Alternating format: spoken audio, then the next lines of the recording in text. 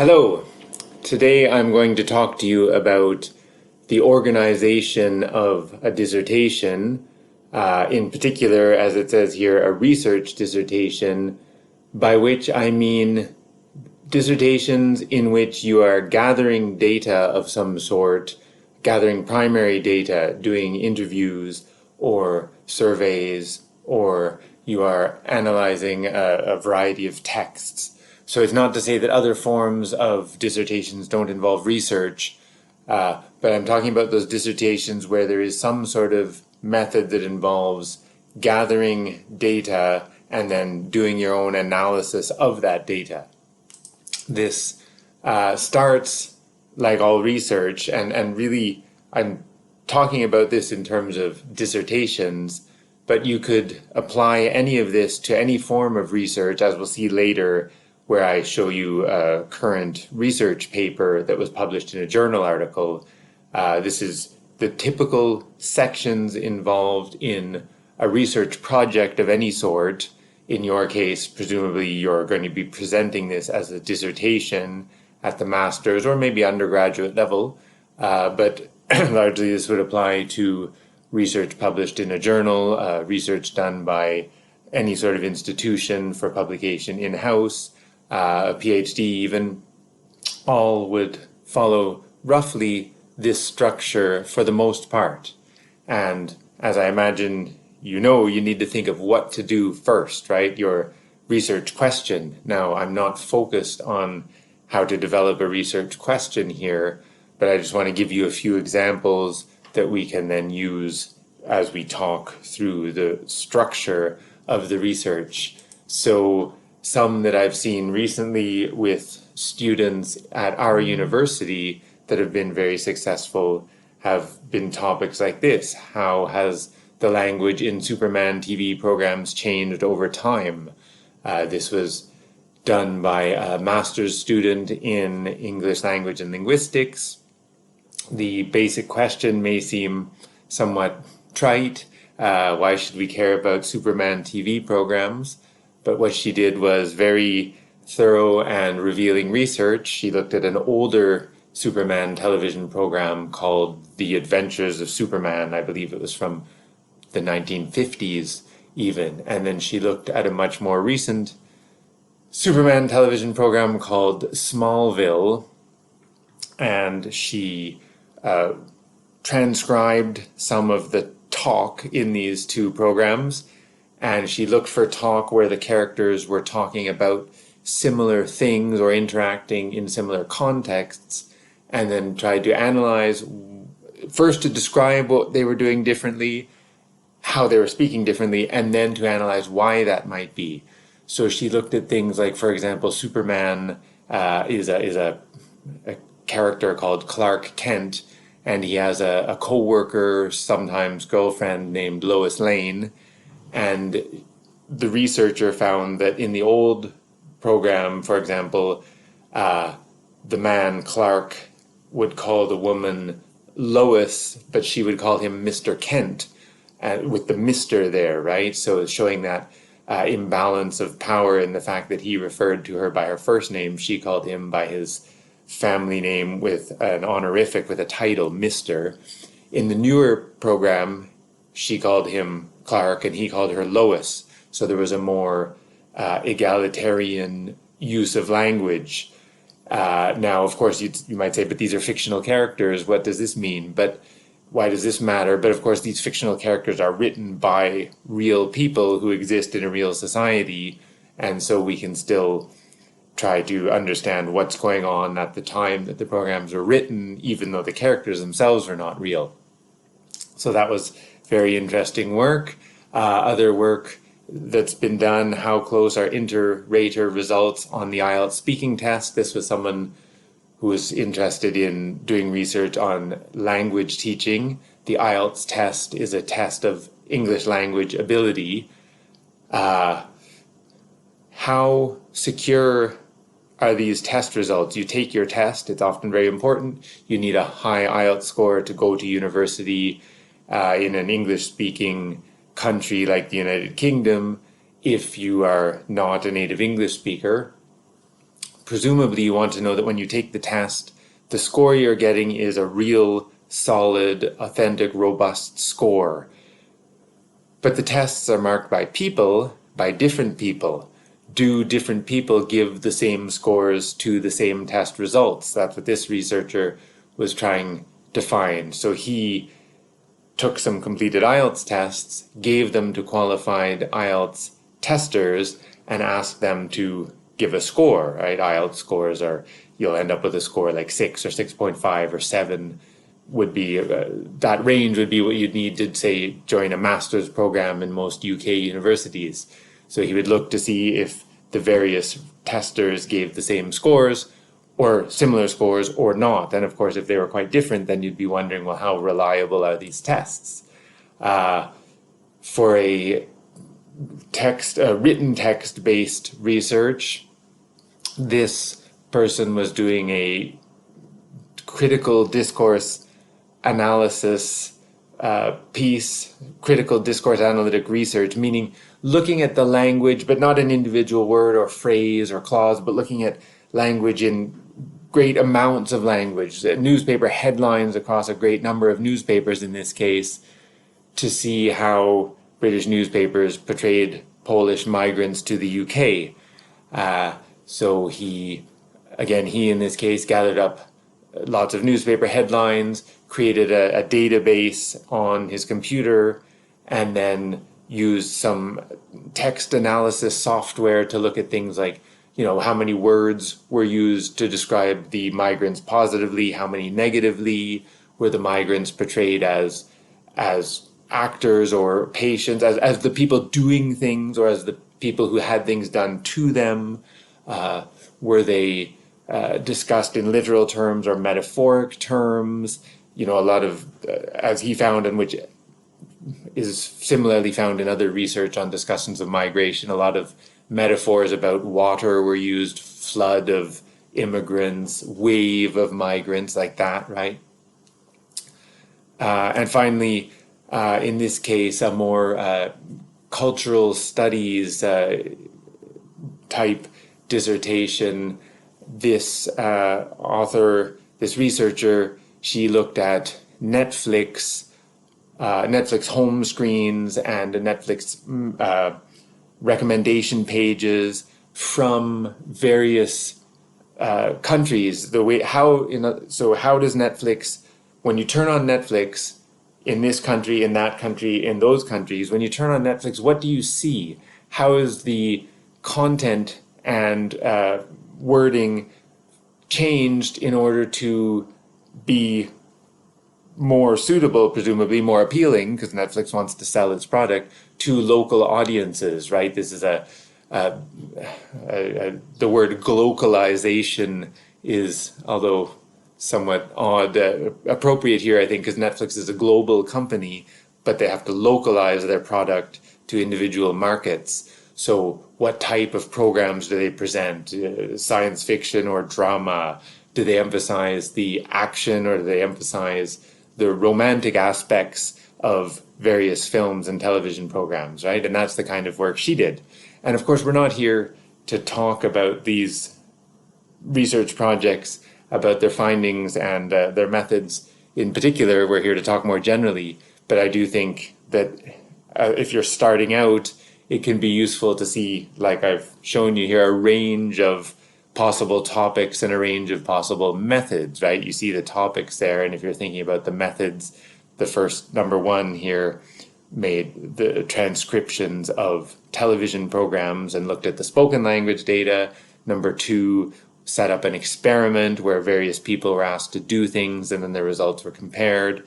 Number three, like number one, was looking at existing data, but written data in the case of number three.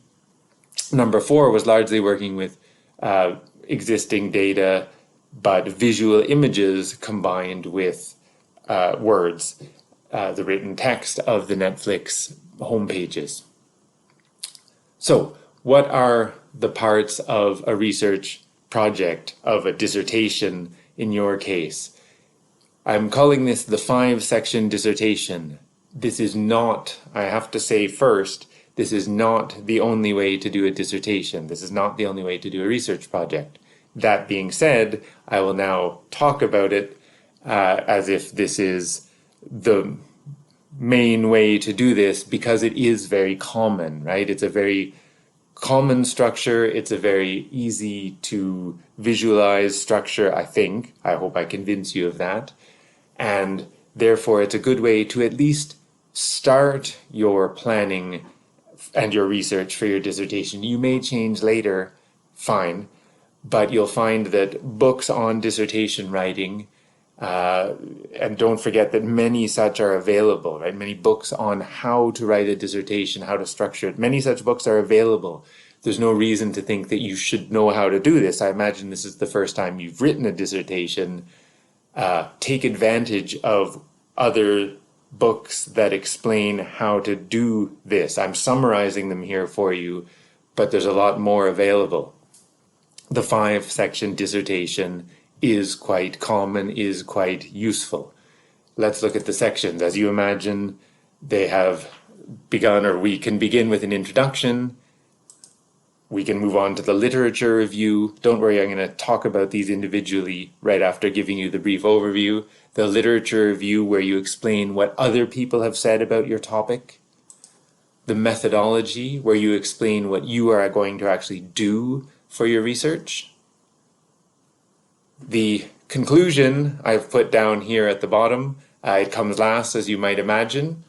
And then here I've said this, although this is the 4th part, I've discussed it last year just to make, because it's got a lot of words: findings, results, analysis, discussion. There are some differences between these various words here. They're not entirely synonymous. Findings, results, analysis, discussion, they're not synonymous.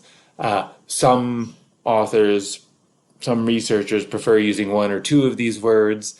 Some prefer to use just 1. Some will use 3 or 4 of these words as various subsections of their research.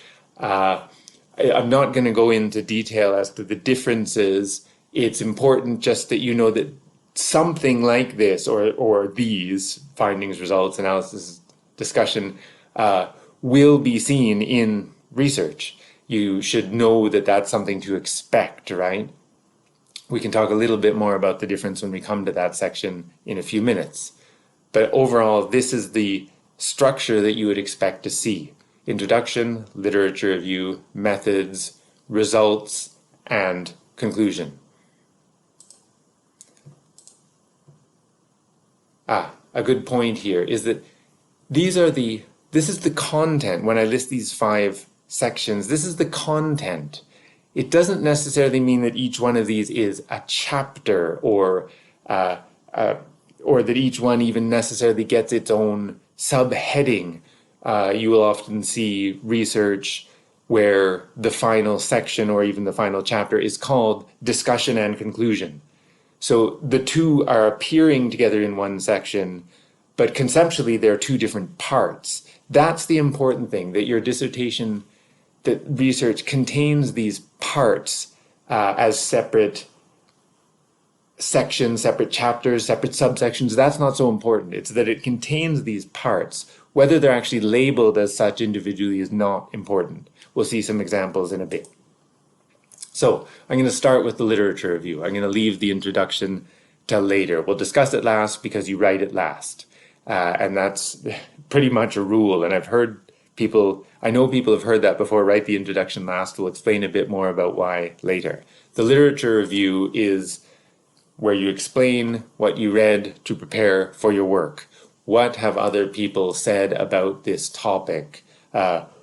Why is what you read important to your work? You can imagine it as I wrote here.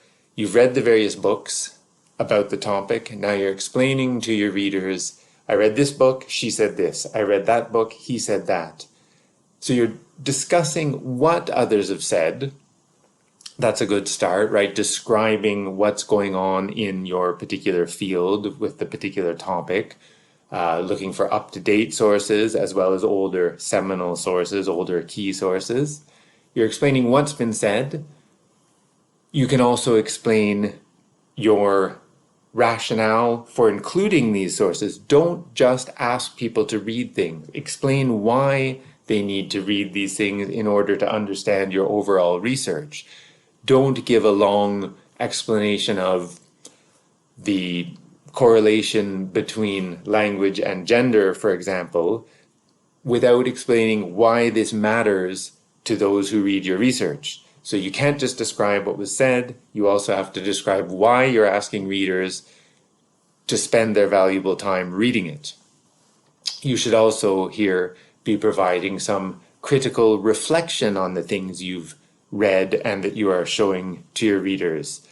In other words, you can be giving your opinion of these. Are the different things that you explain equally valuable? Are some more influential? Are some ideas or some sources more influential than others? Which ideas are the most common? Perhaps some ideas are uncommon, but you find them particularly useful for your research, so you want to explain that. Something, like many people say this person says that, and I'm going to follow her ideas now because although they are less frequently mentioned, they are more important for the type of research I'm doing. So it's possible to do that. People sometimes think that the literature review is just a description of what others have said, but you are also bringing your own knowledge into this by explaining the importance of the things that people have said, how influential they are, how much you agree with them or not, and so on. It's important to do that, right? To explain to the reader why he or she should care about the things he or she is reading. And that evaluation, critical analysis of the sources. Don't think that you're not part of each, that your thoughts, your opinions, your scholarship is not part of each section. Although I say this is a he said, she said dialogue among experts, right? He said this, she said that. You're also there saying, and I think this about the things that I'm asking you, the reader, to spend your time reading. The method section. Now, here I've written method, but it's also often called methodology. The reason for that, I hope, is apparent in the etymology of the word. Ology, study of, right? Biology, study of bio, study of life. So methodology is the study of method. It's important to keep that ology part in mind. I think we can all understand that method is an explanation of what you did. How did you collect the data? How did you analyze the data? If we think of one of those examples I gave earlier in terms of data collection, the researcher looking at newspaper discussions of Polish migrants, the data collection involved gathering up a bunch of newspaper headlines. Now, I say a bunch, it makes it sound quite random. He, of course, wrote carefully which period of time the headlines were collected from date X to date Y, which newspapers were used, how he decided whether the headline was relevant to discussions of migration or not, and so on. So it's not quite as cavalier as I said, gather a bunch of newspapers. He explained the data collection method very precisely. Similarly, for the data analysis, you explain what you did to analyze your data. You shouldn't just be writing, I analyzed the data. You should be explaining very carefully which books you read that explained how to analyze data in the method that you think is best. Leading readers step by step through the data analysis methods, perhaps showing them some of your data analysis steps, saying, for example, with this headline, I looked at, right? It's possible to do that. You can't do that necessarily for every bit of data to explain step by step how you analyzed it, but you can show some of your data analysis method step by step in order to convince readers that what you've done was in fact useful, right? They may not agree with your analysis, but at least if readers see how you made your steps, how you approach the analysis, they may say, okay, I don't agree with your analysis, but I can see that you took care to do the analysis carefully, and I arrived at a different conclusion than you, but at least I can see that your steps in doing the analysis were quite robust, right? Carefully planned. So you explain what you did in terms of data collection and data analysis. That's the method. The ology part, the study of, is something that people often skip. This is the why did you do it part, right? You've got many possible choices for data collection. Are you going to interview people? Are you going to have an observation session where you watch people and so on? Many possibilities exist. Which one did you do, method, and why did you use that one? Presumably you're not going to say, well, because it was the easiest. You're going to explain that it was the best method for answering the research question or research questions that you're using to guide your research. This can be written quite clearly like this, right? Step by step, past tense, right? Important point. People often write their method section before they do the research, and they write things like, I will interview 8 people. No. By the time someone is reading your completed dissertation, write it from that point of view. So the interviews are finished. So you don't say, I will interview 8 people. You say, what did I do? I interviewed 8 people. I examined 2 weeks of newspapers, and so on, right? Write it from the past tense because it's complete, and now you are narrating the steps that you went through. And explain, as I say, why you did it. That's the part people skip. And that may be because typically when we're starting our university careers as undergraduate students, we're told what to do, right? Your lecturer, your professor says, write an essay about this. Use this method. They tell you what to do in terms of the method. So you don't have to often rationalize or explain why you chose a particular method. Why did you do this method? Because my professor, my lecturer told me to do it. When you're doing your own research, you now have to take more responsibility for not only choosing the method of research and the method of analysis, but also explaining why that particular method of research, that particular method of analysis is the best. So you want to write things like this, right? Not just I did 8 interviews, but it seemed that interviews would be the best method because they allow the researcher to, and so on, like that, right? How will you get your primary data and how will you analyze that data? This is where you should be looking at books on method, books about research methods, right? Some are quite general research methods. Some will be more specific research methods in social science. Some might be quite specific, research methods for language teachers or research methods for projects in linguistics. Don't only read books about the content of your dissertation. That's a mistake that a lot of people make. They focus on, for example, when I discussed the Superman language change in Superman, people might focus on language change, books on language change, because we'd expect that the language would have changed over the 60-year period between the 2 television programs. So people read about language change, and then as they do the research, they may decide that, I noticed the words have changed, so I'll look more specifically at lexical change over time, fine. But they forget that they should also be reading books on how to do research. Books on, in the case of that research, even reading books on how to do a good transcription. She recorded Superman television programs, now she wanted to transcribe it, write down what the characters said.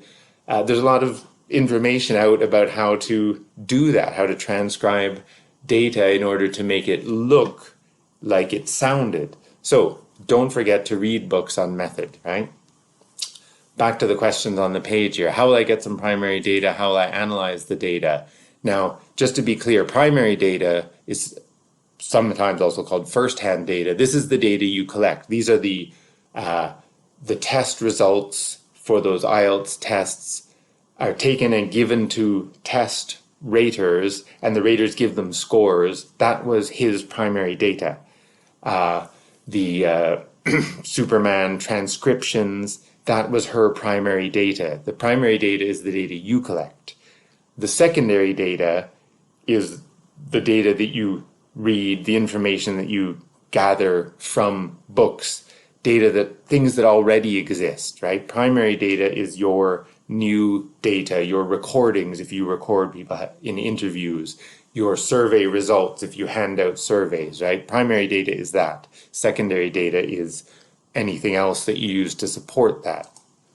Primary data sources typically include things like this, right? Making recordings, either from television, from YouTube, of people talking, right? Any sort of, people talking, like recording transactions at a McDonald's counter and listening to how the customer service happens, that sort of recording, anything like that, right? Interviews are also recordings, of course, but here I'm thinking of this more as you are part of the process. You are interviewing someone, as opposed to recording being you're recording something that's happening without your intervention. Surveys, test papers, observation, classroom observation if you're interested in teaching, right? Perhaps you'd get permission to sit in a classroom and watch what happens. Written texts, newspaper articles, right? Any sort of existing text like that. These are primary data sources. One is probably enough for most research at the undergraduate level and at the master's level. One of the first things that happens often is students come to me and to other dissertation supervisors and say, I want to do some interviews, and then I'm going to have surveys, and then I'm going to have a focus group with all the people that I interviewed talking together. And it becomes far too ambitious, both because you won't have time to do all that, and because you won't have the word count to write about all that. It's better to have one solid data source and analyze it thoroughly instead of having 3 or 4 data sources, each that are analyzed only superficially. One is probably enough. Of course, you'll want to talk to your supervisor about this, but consider that right from the start. You don't have to go in thinking I need to choose 2 or 3 of these data sources. One's probably enough. As for analyzing data, again, there are a lot of terms here. Sorry, I'll go back. These types of analysis and more, we don't have time, and it's not the place to discuss the differences between these, or even what they are individually. It's just to point out, as I said earlier, that you can't just say, now that I gathered the data, I analyzed it. That's not enough to say I analyzed it. You've got to explain how you analyzed it. There are names for various methods of analysis, right? Names like you see in front of you: discourse analysis, content analysis, corpus analysis, thematic analysis, statistical analysis, conversation analysis. There are more than I've just written here. You want to explain that you've read about whichever of these methods of analysis is best, that you've read about it, that you know how to do it, that you've been given guidance by experts, by both books on analysis. Don't forget, books about, for example, content analysis. You could read a book on content analysis and get some advice on how to do this. You can also, while you're reading research articles, look at how those researchers analyze their data and learn from that too, right? When I read an article, a research article, I don't just pay attention to the content, I also pay attention to how did these researchers do it. And so I learn both about the topic and about the method. You should be doing that too. So explaining how you gathered the data and how you analyzed the data both are crucial, right? What did you do and why for data collection? What did you do for data analysis? For secondary data, this right? I'm not going to stay on with this, right? These are the sort of things that you should be thinking about, using sources like these. The reason I say Google Books, be careful at the bottom, is just as a reminder that when you look at Google Books, you're not always seeing the whole picture, right? Because they only show limited pages. There was one year where a whole bunch of students wrote in their essays, they wrote, everybody knows that this is true. And I thought, but linguists know that's not true. What are they talking about? And it turned out because let's say page 7 of Google Books said something like, many people believe that X is true. And then on page 8 of the real book, but which was missing in the Google version, the scanned version. Page 8 said something like, of course, linguists have known for decades that this is not true. A minor point, but please be careful about that, right? While you're reading, make sure to read in a little more of the co-text around the page that you're reading, right? You're focused on page 27. Sure, scan back to page 26 and forward to page 28 and make sure that nothing there contradicts what you're looking at. Don't be too selective in your reading. Okay, and finally, for discussing methodology, then I want to remind you this. I just said it, but this seems to be the primary weakness for dissertation students. Everybody, because of their experience with essay writing, they focus on finding books about content, right? Books about the topic, like the topics I gave as examples earlier. They forget to include books about methodology. How will I do the research and why? That's important. That's what separates, in my mind, that's what often separates any undergraduate essay generally from an undergraduate dissertation, or master's research generally from undergraduate papers, right? Is that you spend more time explaining the value of your research method and showing where you read about the value of that research method.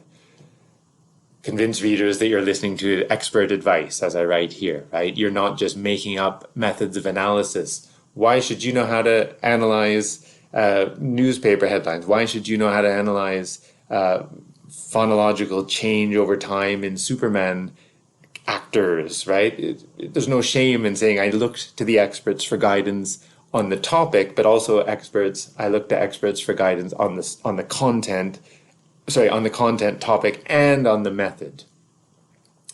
Findings, results, analysis, discussion, right? This is the long part where you have to talk about what you found, right? If the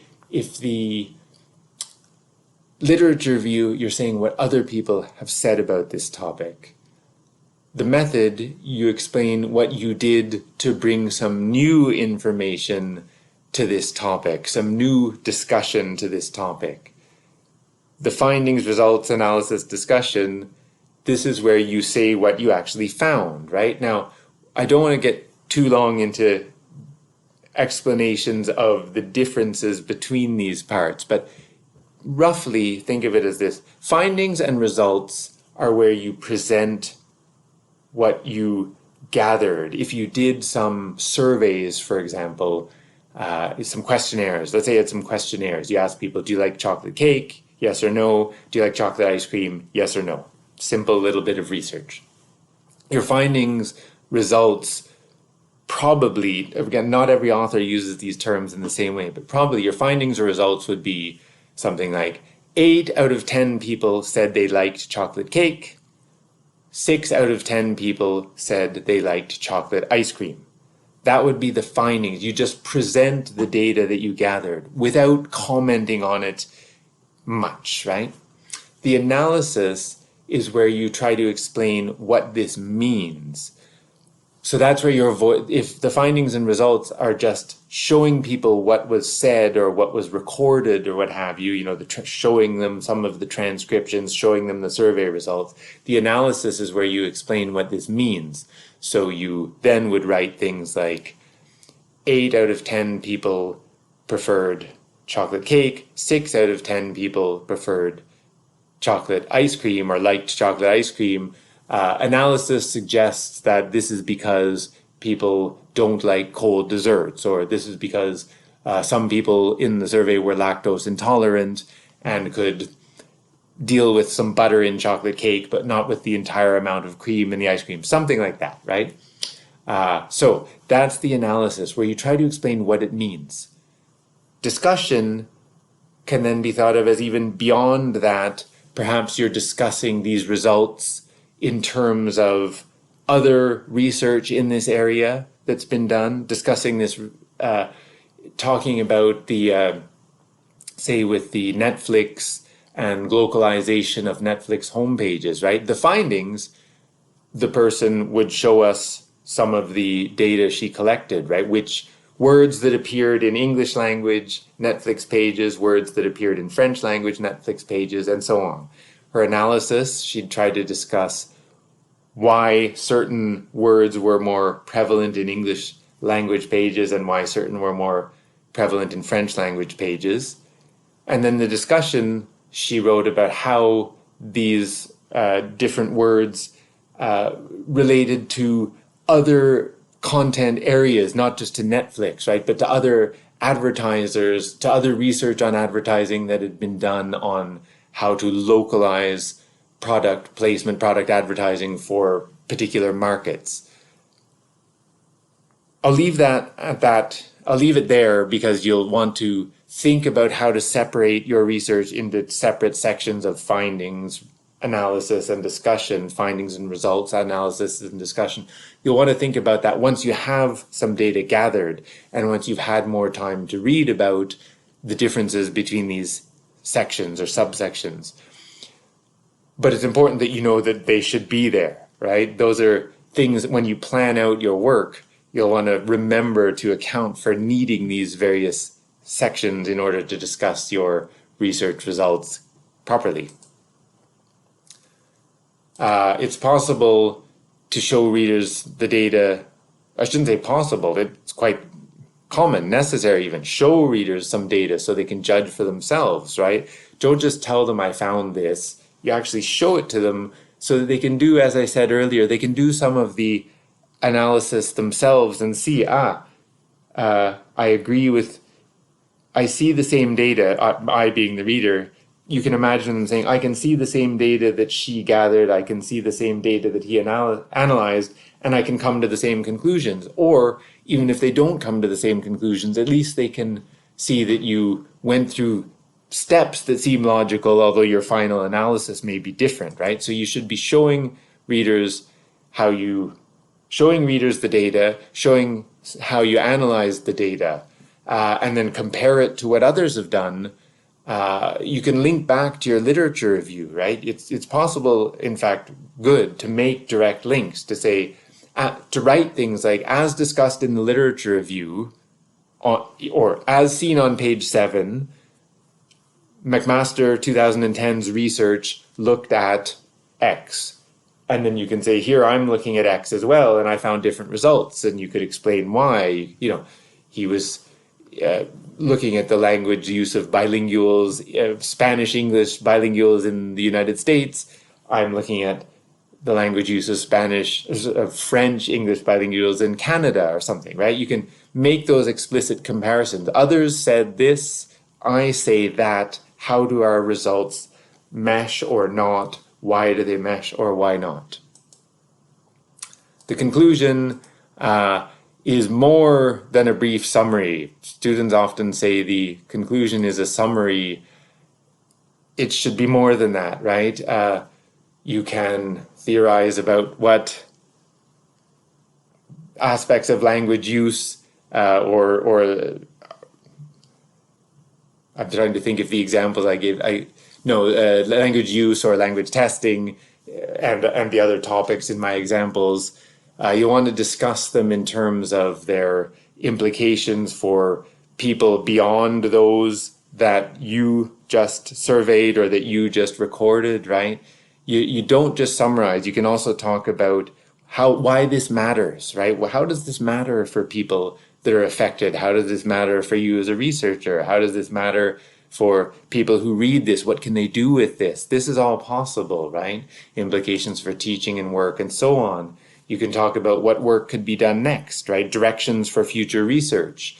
You may actually have no intention of ever doing the future research, but it's still part of this genre to say what could be done next. I surveyed these people. Perhaps we would learn more if we were to survey those people, or if we were to survey a bigger group of people, or if we were to survey a similar group of people but in a different location, right? So you can talk about directions for future research. You can talk about the limitations. That's fine, right? You can say a little bit about what limited your research. You don't want to talk badly about your research. Assuming you've done good research, you want to make that obvious. But it's okay to talk about the limitations, to say that as this was a student research paper with a limited time frame, 7 people were surveyed, 4 people were interviewed, something like that. If more time allowed, you would have, of course, interviewed more people, but at least here with your small number, you've showed that you know how to do it properly. You know how to do interviews properly, how to transcribe the interviews properly, how to analyze the interviews properly. And therefore, if you had more time, if you were doing a PhD project, if you were part of a funded research team for a government institution or at a university, you would just do more interviews, but at least you've shown that you know how to do them properly, right? So you can discuss limitations in a way that actually shows that you know something was missing, but you know how to fix it, right? You don't just say, my research, it's not, sometimes people think limitations means, but aren't I just saying my research is bad? No, of course not. You're saying your research is good, and here's how you could make it, and you know how to make it better. Introduction, as I said way back, introduction comes first, but you write it last. This seems so self-evident if you think that, how can you introduce a person if you don't know him or her, right? If I say, introduce me to that guy and you don't know him, you can't, right? It still amazes me that students, I ask them, what are you doing? And they say, I'm working on my introduction. I say, but how can you introduce your research? You haven't done it yet. And they say, well, I know what I'm going to do. And I say, yeah, but what if you don't end up doing that? You'll have wasted your time. You have to keep going back to your introduction and updating it every time you make changes in the final literature review, the final method, the final analysis, right? You can't, they say, well, I know what I'm going to read for my literature review. No, you don't, because imagine you do your analysis and you find something happens that you didn't expect. You didn't expect there to be morphological change in Superman programs, so you didn't write about morphological change. Well, if you find there is morphological change, now your literature review has to discuss morphological change. That means your introduction has to mention that the literature review briefly discusses morphological change. Don't write the introduction first, right? When you do write it, eventually you'll want to explain why you chose this topic, right? Is it important to you? Is it important to others? Explain. It's fine that it's important to you, right? Not everything has to be something that's important to everyone, important to great numbers of people. You want to give some background information on the topic, right? Is it particularly salient now because of something that's happened? Your topic is related to recent international politics. Your topic is related to recent phenomenon in pop culture or what have you, right? You can explain the background information and you can give your results. People forget this, but if you look at research papers that are done by professionals, they'll give some of the results right from the start. They'll say things like, this research argues that X is true. And then they spend the rest of the paper trying to convince you that it's true. You're not supposed to write this like a mystery novel where, you know, the novel starts, someone's dead, and you don't find out who killed him until the end. You give the result at the start, right? And you say, this research argues that A, B, and C are primary effects of this thing happening, right? Give the results from the start, briefly, and then spend the rest of the time convincing readers that those results are true, that you arrived at them in a most robust research method possible. Summarize your findings up front, as I said, right? Let's look at a recent paper published in the Journal of Sociolinguistics, 2018, just briefly to see how professionals do this. Just one, and just briefly, and we're not going to talk about the content. I just want to convince you that what I've been saying, in fact, happens in research papers, research reports, right? This is a journal article from the Journal of Sociolinguistics. This is the top of the first page, right? And how does it continue? Just so you know roughly, it's about this. It's about language use in internet discussions, right? It's about language on the internet and internet commentary and so on. The primary example given is this Danielle Bergoli, who was briefly internet famous a few years back, right? For having said this thing, cash me outside, how about that? It's a bunch of nonsense. That's not important, right? It doesn't matter if you don't know who she is. Trust me. All that matters is that when we read this professionally written, professionally edited, paper published in a very reputable international journal, the Journal of Sociolinguistics, we see these parts that I mentioned throughout my talk. We see an introduction clearly labeled as introduction, but then notice it says language and digital media. The person is giving us a more descriptive title for the introduction. If you just say introduction, nobody knows what the introduction's about. Language and digital media makes it clear the topic of this introduction. Moving through the paper, we see clearly, again, review of literature. I call it literature review. Here they're using review of literature. Same thing, right? With a subsection title, virality and internet memes, right? Literature review is there. Methodology is here. Data sampling. How did these researchers gather their data and why? Data analysis. I want to make it clear. I'm still talking about methodology. Here they're talking about the data collection. Here they're talking about the data analysis. And notice it's written, like I said, in past simple, right? We analyzed the metalinguistic commentary. They say step by step what they did to make it clear so that readers can follow along. Findings, again, clearly labeled, right? How general evaluation of. So here they're talking more generally about the topic, their findings, right? And then they move on to discussion and conclusions. This is a good example of what I said way back at the start, where it's not that each of these introduction, literature review, methodology, it's not that each section has to be clearly labeled as a separate part, as a separate chapter. Here the discussion and conclusions appear together, but it's going to be clear to readers that we're going to see these two things here and that they will be different things, right? That the discussion will be different from the conclusions. So that's the type of thing you will see if you look at research papers that involve primary data collection. You will see these sections as you move through. Sometimes, here's a few more examples that I'm not showing you the whole screenshots, right? But sometimes they're labeled quite basically as introduction, literature review, methodology, results, conclusion, like here. Other times, like with this table of contents it's about a television program, a talk show called Loose Women.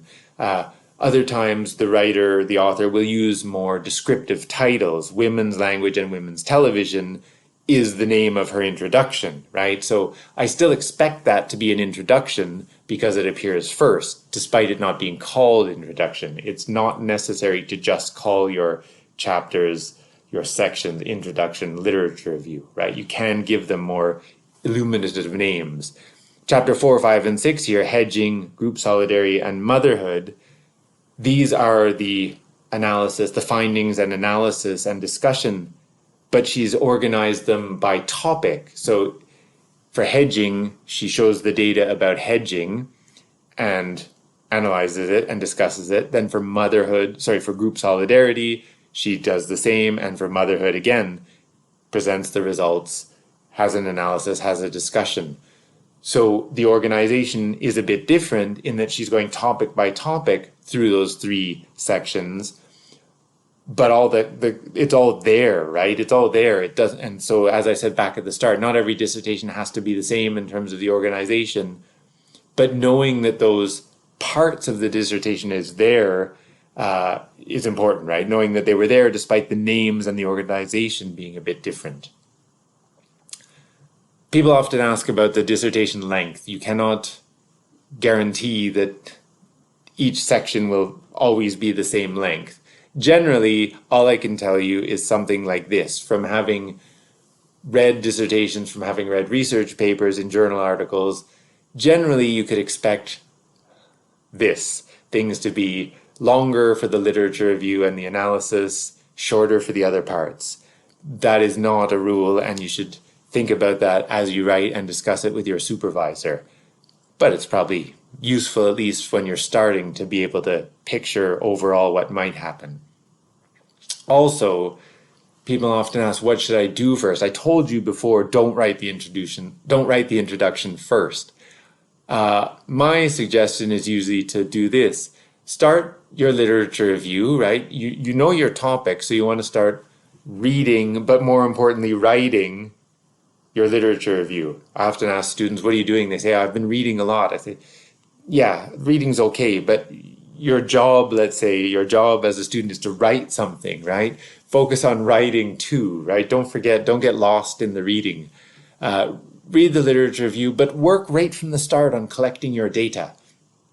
Once you've got some data collected, you'll feel safe, right? Data collection can be more troublesome, take longer than you think, because you've got to rely on other people, right? If in many cases, if you want to organize a focus group and have 5 or 6 people sit down and discuss a topic that you record and maybe ask questions, you've got to get that organized. You got to get those people together. And at first she says, yes, I can do it on Tuesday, but then she can't because something comes up. And he says yes, but then he changes his mind and doesn't want to do it, and so on. So that you're relying on other people there, right?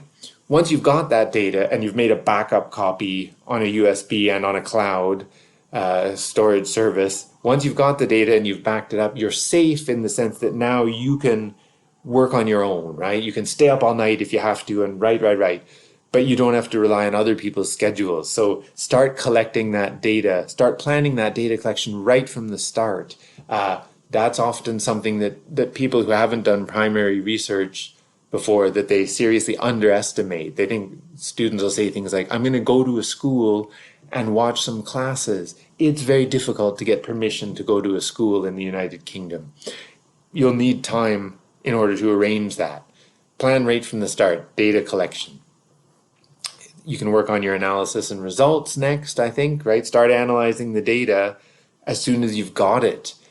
Show your supervisor your analysis, bits of your analysis. Say, am I doing this right? Is this how I should be analyzing this data? Work on that from the start. People often say, I'm going to write my literature review, then I'm going to gather the data, then I'm going to analyze it. You should be working on the analysis, the data collection and the analysis right from the start, because those are the parts, the data collection and the analysis are probably the things that you have the least experience with. Methodology can come later, I think, because, you can't be sure of what your methodology was until you're done it, right? Until you've finished analyzing the results, you can't explain how you analyze the results. You may have an idea, I'm going to do this, but what if it changes, right? There's no point writing your methodology saying, I will do this, and then finding that you did something different and having to rewrite your methodology. So that can stay, right? Conclusion and introduction come at the end, right? No need to worry about those until the very end. And that's the end of this. Thank you very much for your time and attention. I wish you all the best with your research, with your dissertation research, or whatever other research you're doing. Bye.